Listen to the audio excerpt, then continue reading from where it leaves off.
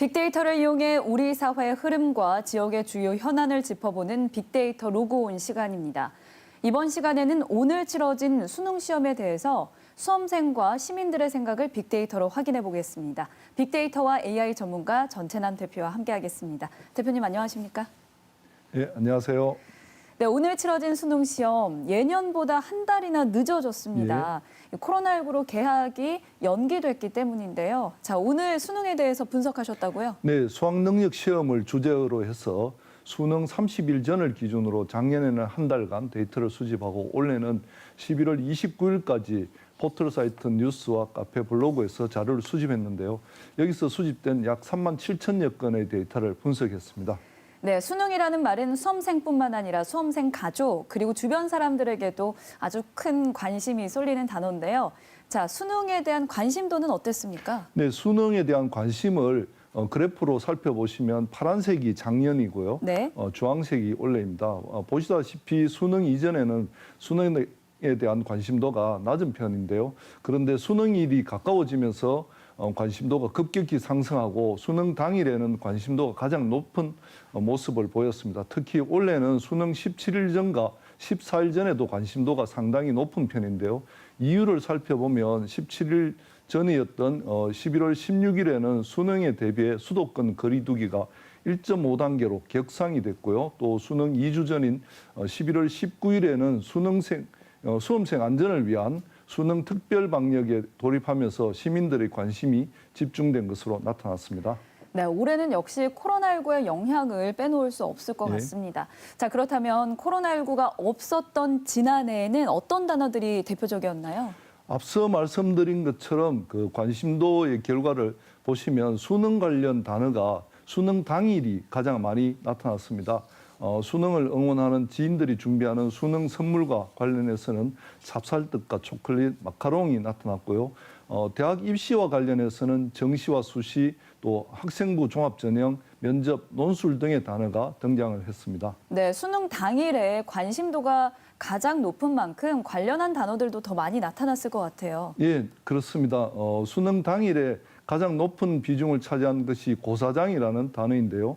수능 시험을 치르는 것과 관련된 입실, 필적, 문제지 등의 단어도 등장을 했습니다. 그리고 수능이면 늘 한파가 몰아친다고 하죠. 그래서 수능 한파와 함께 또 등장을 했고요. 수능 응원과 관련된 고생, 격려, 수능 대박 등의 단어도 눈에 띕니다. 그런데 그 수험생의 마음을 나타내는 긴장, 스트레스도 등장을 하고 있고요. 여기에 수능 점수와 관련한 또 수능 난이도, 가채점, 답지, 등급 컷, 평이 등의 단어가 또 보입니다.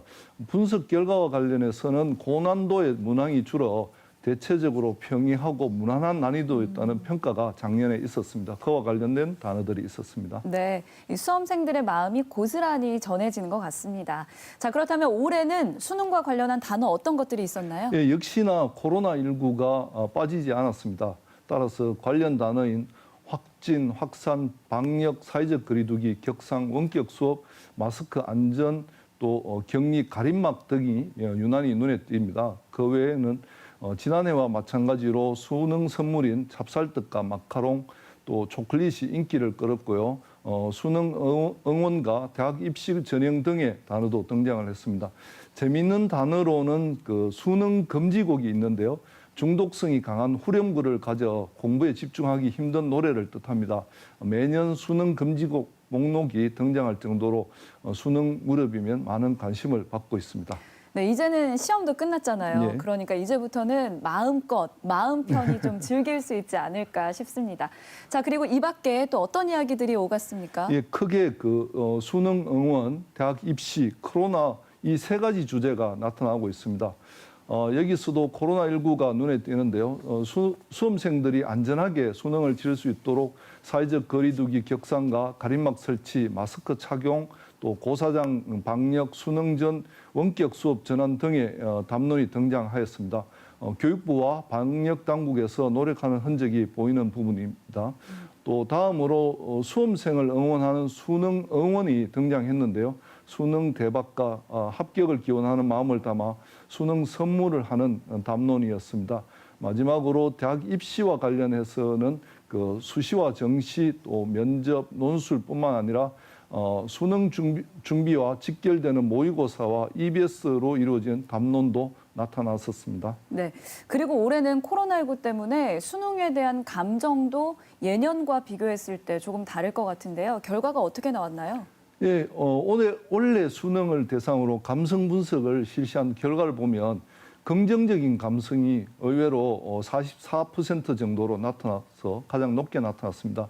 그 뒤를 중립이 38% 정도, 또 부정이 18% 정도로 나타나고 있습니다. 이 수능을 걱정하는 이 수험생들의 마음 때문에 부정적인 감정이 더 높을 줄 알았는데 그게 아닌가 봐요. 네, 저도 놀랐습니다. 네.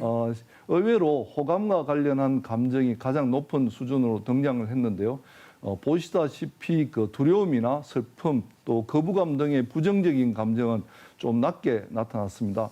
감성 분석을 통한 결과도 마찬가지로 보여지고 있습니다. 좋다와 대박 같은 단어가 눈에 띄는데요.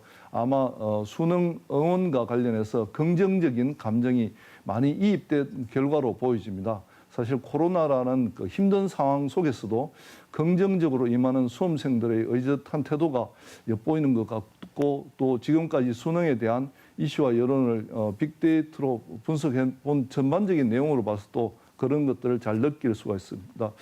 사실 분석을 하면서 수험생과 가족들의 합격에 대한 간절한 염원이 느껴졌는데요. 수험생 여러분들 오늘 수고하셨고, 오늘 하루 준비한 또 시험 치면서 고생한 모든 것들이 좋은 결과로 연결되어지기를 기대해 보겠습니다. 네, 저도 오늘 수능 시험을 치른 모든 수험생과 그리고 학부모님들께 그동안 고생하셨다는 말씀 드리고 싶습니다. 자, 오늘은 이렇게 해서 수능에 관한 이야기 빅데이터로 풀어봤습니다. 전태남 대표님 오늘 말씀 감사합니다. 감사합니다.